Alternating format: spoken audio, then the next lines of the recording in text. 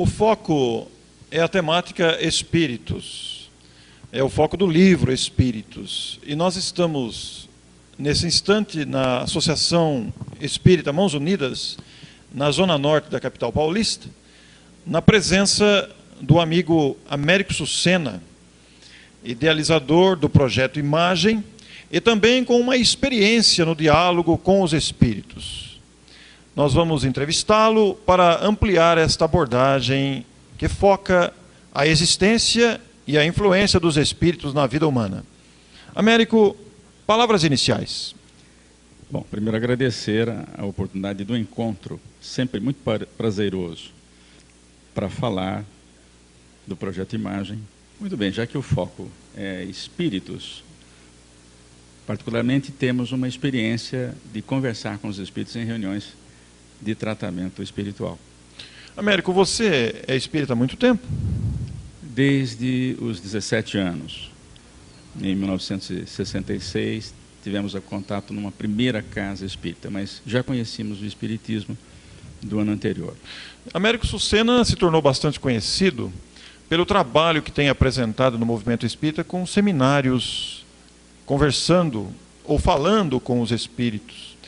E de onde surgiu, Américo, a ideia de abordar essa questão do diálogo com os espíritos através de um seminário apresentado nas instituições espíritas, essa possibilidade de abordar o assunto? De onde surgiu isso? Então, surgiu de uma deficiência pessoal, fazendo essa atividade pelas primeiras vezes, sem nenhuma informação teórica a respeito de como nos comportar no diálogo. E, portanto, nós tivemos a oportunidade de viver inúmeras ações que eu chamaria de adequadas ou não adequadas. Eu costumo dizer que quem atende espíritos, o chamado esclarecedor, ele não erra, comete enganos. E essas coisas adequadas e inadequadas, atendendo a uma recomendação kardeciana de observar, fazer observações, nós ficávamos atentos às reações dos espíritos quando conversávamos com eles. E o laboratório é a minha experiência. É a sua experiência pessoal, então, que está apresentada nesse seminário. E é uma experiência de quantos anos como dialogador, Américo? Olha, aqui vou entregar a idade. Mas seguramente são cerca de 35 para mais anos de experiências. E naturalmente, como você disse que é uma experiência pessoal, você deve ter, entre aspas, apanhado bastante para aprender a conversar com os espíritos. Isso é que nem andar de bicicleta. Não há quem aprenda a andar de bicicleta sem cair. Não há como, porque é uma questão de dominar o equilíbrio nas duas rodas. Portanto... E este aprendizado, através dos anos de experiência de atuação na casa espírita, dialogando com os espíritos, fizeram você mudar o comportamento no trato com eles? Fizeram. Mudou profundamente. Ainda bem que isso está registrado, mas não está disponível para as observações do passado no momento. Porque se tivéssemos aqui as minhas primeiras intervenções como esclarecedor, seria interessante para aqueles que estão começando, o que não deve ser feito. Não é? Seria, para os padrões, para a sua experiência atual, seria um desastre a sua atuação como um dialogador iniciante, atendimento aos espíritos? Se não fosse um desastre, é um acidente. É um acidente, porque você considera que a forma de dialogar com o espírito, de recebê-lo, de orientá-lo, influi na harmonia, no equilíbrio do espírito? Influi. A primeira palavra que se fala já está influindo. Aliás, segundo os espíritos, tanto Emmanuel quanto André Luiz fazem referências a isso. A simples aproximação de alguém perto de um encarnado ou não, já muda o que vai acontecer, já interfere. A simples aproximação? Só quando você chega próximo a alguma pessoa, você influi com a sua experiência pessoal, com o seu magnetismo, que interfere no magnetismo do outro, que dirá num espírito que está sem o corpo de carne e que tem mais magnetismo do que aqueles que usam um corpo denso. E que critério específico você usa no diálogo ao se dirigir a um espírito? Que experiência você aplica nessa primeira abordagem? Então, o espírito se manifesta através do médium, se apresenta, e a gente sabe que se apresenta de diferentes formas, alguns em sofrimento, outros emocionados, outros inconscientes. O espírito se apresenta, qual o critério da primeira abordagem? Então, são vários. Há espíritos que já contam o que está acontecendo, já saem falando, outros que não querem falar.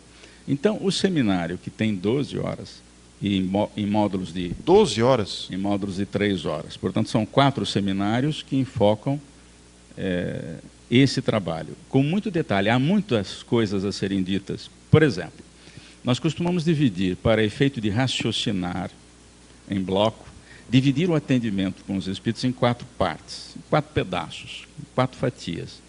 Uma primeira, que pode ser chamada de recepção. Uma segunda, que você passa a ouvir a história do espírito.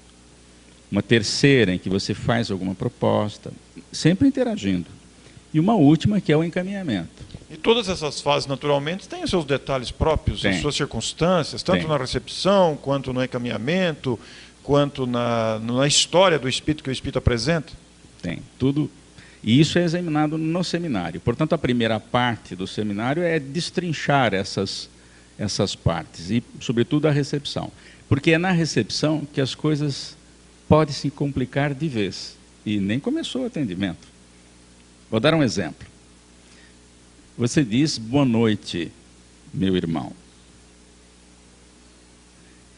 Eu pergunto, pode-se usar isso? Pode. Ninguém está impedido de dizer boa noite, nem bom dia. Agora, pode ser que o espírito, nós já sabemos isso da doutrina, que o espírito não esteja no tempo que seja o nosso. Se ele desencarna...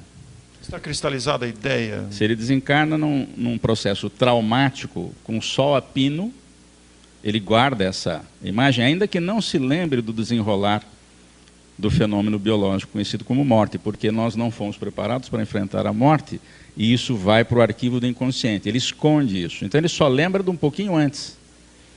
É muito comum os espíritos reclamarem que estão morrendo afogados, por exemplo, e eles só falam daquele começo. Eu vou morrer afogado, socorro, eu vou morrer afogado, eu estou morrendo. Ele está condicionado àquela situação, então? Porque ele não afunda, morre, e nem morre, sai fora do corpo, olha lá para baixo e o que será que aconteceu aqui? A gente não faz isso. Por quê? Porque você quer ser salvo. É por isso que você repete, na esperança de que alguém o salve. E aquilo fica na mente. Repetidamente. E aí o esclarecedor recebe o espírito e tenta... E fala boa noite. Já começou errado, né? Pode ser que o espírito esteja tão perturbado que ele nem ouça que você fez uma referência a tempo. Mas pode ser que ele tenha desencarnado de maneira difícil, por exemplo, sofreu um ataque do coração. E aquilo foi fulminante. Ele não se deu conta. Portanto, não traumatizou tanto.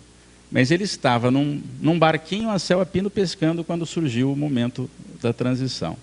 Ele apaga aquilo que não interessa, começa só a falar que está um pouco desconfortável e tal. E aí você fala boa noite. Se o espírito tiver um pouquinho assim de entendimento, ele vai perguntar, mas será que esse sujeito está me vendo? Segundo, boa noite, meu irmão. Ora, como é que eu sei, se o espírito não falou nada, se é irmão ou se é irmã? Sem contar o fato que, se for um espírito agressivo, ele pode reagir negativamente com essa história de chamar de irmão. Eu não sou irmão, seu coisíssima nenhuma. E se você chama de irmã, ele vai se sentir ofendido? Eu aprendi isso porque eu fui atender um espírito numa médium que tinha uma voz muito feminina e mais fina do que o normal das mulheres, né? E me dirigia a esse espírito como, meu irmão. Aliás, ou minha irmã. E o espírito reagiu, parou, deu uma fungada no médico. Escuta aqui, o senhor está me estranhando, é? Uma situação bem inusitada, né? Foi aí que eu aprendi. Cuidado com o que você fala. Está certo que a maioria dos espíritos que aparecem necessitados nessa área são na área masculina, os agressivos, alguma coisa assim, não é? A mulher é mais coração, mais dócil, mãe, isso... Pesa muito também, né? Mas existem espíritos também femininos nessa situação. Portanto, boa noite, meu irmão, é inadequado. Outra coisa que se usa muito é adjetivar. Boa noite, meu querido, né? Meu anjo. Pode usar? Eu costumo dizer que pode, mas pode complicar. Você chama um espírito agressivo de meu anjo, Tem que ir até com cuidado, né? Uma prudência. Eu não sou anjo coisa nenhuma, eu já ouvi isso. Você nem me conhece. Portanto, referências a tempo, a sexo, adjetivações. Por exemplo, dizer que ele deve falar em nome de Jesus. Eu não sei qual é o profeta dele. Se ele for hebreu, judeu, o profeta maior dele é Moisés. Para aqueles que não aceitaram, naqueles que não são cristãos, porque os judeus cristãos aceitam Jesus como profeta maior.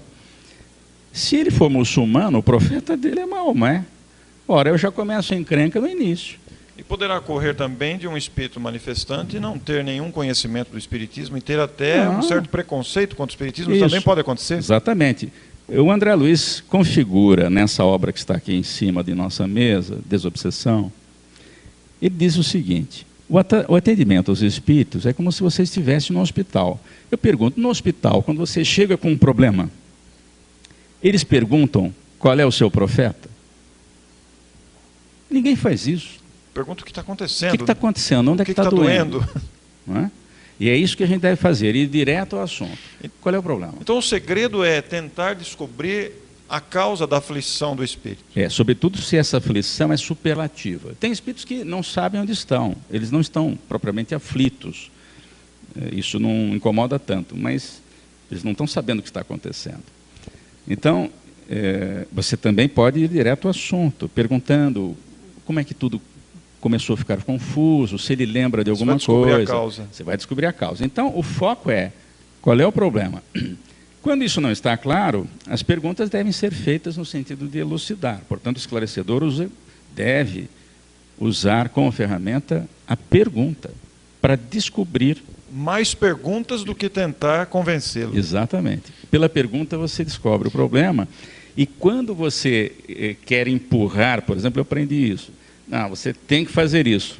Quem é que gosta de ser obrigado a fazer alguma coisa? Imposição também não funciona com os espíritos. Não, pergunta para qualquer pai e mãe que sabe que quando força muito as crianças, elas